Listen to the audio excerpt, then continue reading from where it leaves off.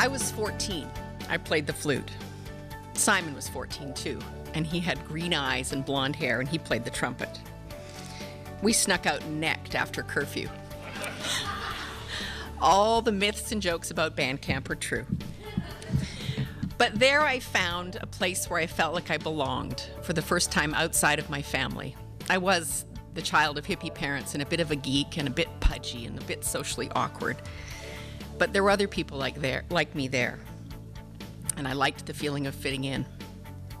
Fast forward to my first real job, working as a hostess for BC Lotteries at their pavilion at Expo 86. Before I knew it, that job evolved into the career I have now in communications. Despite growing up with an English teacher for a mother and a poet for a father, I'd never entertained that I might follow a similar path, one involving words for a living. Up until just a few months before, I was going to be a professional flautist and was studying music at UBC. But I never really fit into the world of academia, so I tried the corporate world. It was a good job.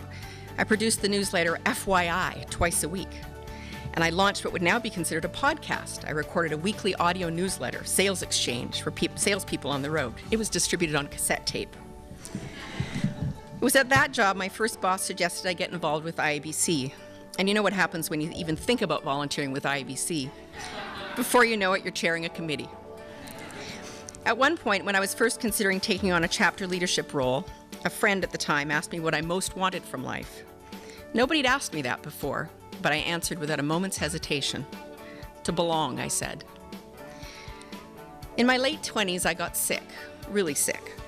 I was diagnosed with chronic fatigue syndrome. I lost my appetite. I lost about 50 pounds. I lost my ability to focus. I hurt all the time.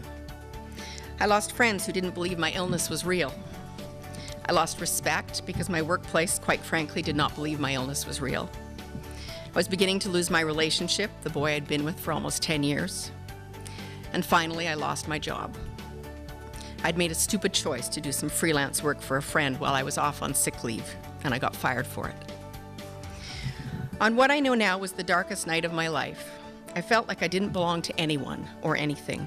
I felt worthless. I was in a deep depression.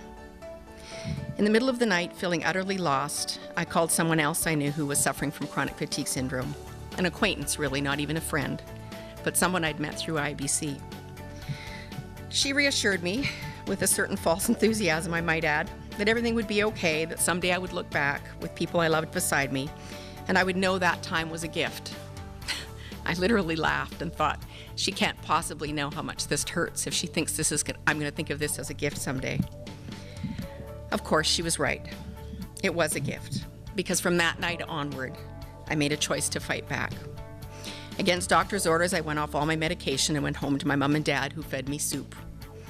Against common sense, I started consulting and eventually started my own company with just my IABC contacts as leads. Against the backdrop of Kootenay Lake at my favorite place in the world, I got married to the boy I'd been with for 10 years.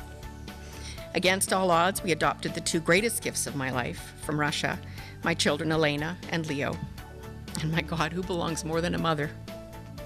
Along the way, I learned my craft. We learned as we went to a certain extent. From IABC, I learned leadership. I'd like to say I did my leadership MBA with IABC. I learned finance from the chapter budgeting, which helped me talk to CFOs who were clients. I learned how to manage a team when I was chapter president, and now I bring together teams of up to 20 people working on storytelling projects.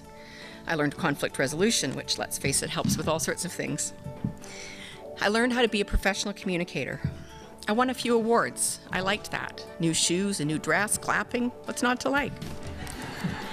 One feels like one belongs in those moments. My clients liked it too, because I always gave them the spotlight if they'd have it. My business grew, projects got bigger, budgets got bigger. I won my first IABC Gold Quill Award, and I decided to pursue a benchmark I had long admired. I wanted to become an accredited business communicator, or ABC. There's my pin. I asked smart people I knew out for lunch and picked their brains, people like Karen Lee.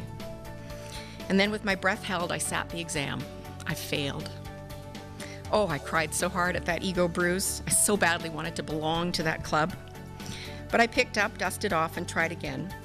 The day I got the letter addressed to Jennifer Waugh, ABC, remains one of the proudest of my life. I didn't want others who wanted their ABC to go through what I did, so I developed and launched an accreditation completion program in this chapter in 1999 that has been copied the world over. I'm very proud of that and of this chapter. I've taken on almost every volunteer leadership role there is in IABC, from chapter and regional leader to serving 3 times on the International Executive Board, World Conference Chair, Gold Quill Chair, and currently serving as past chair of IABC's accreditation program as we reform this 30-year-old monster called accreditation.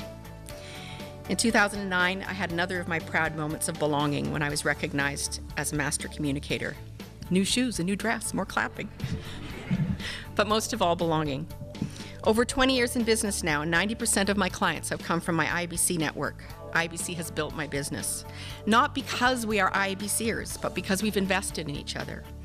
We care about each other enough to cheer on the awards, the marriages, the arrival of children, work promotions, breakups. We connect on Facebook and Twitter, we hug, we friend each other, and just like in high school, I was just posting this today on Facebook, we sometimes get unfriended and we wonder why. Most of all, we care about each other enough to be on the other end of a phone line in the middle of the night. Recently, I was able to do that for a friend who was also in a dark place, and I'm told I helped. I can tell you that nothing makes me prouder than that. I'm a little maudlin tonight, but my advice is this. Find something, someone, some place to belong to.